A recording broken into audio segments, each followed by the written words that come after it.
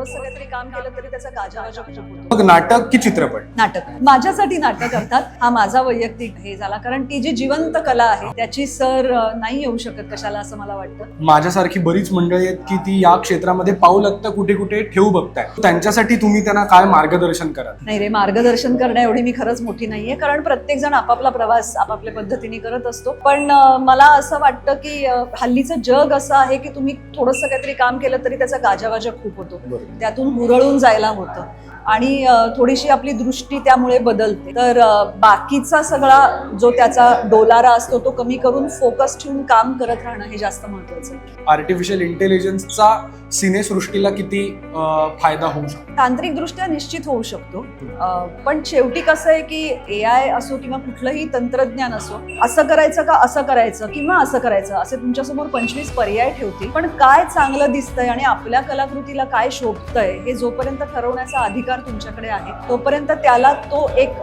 Individualistic feel राहणार आहे जो आपण ठेवावा आपल्याकडे असं मला वाटतं.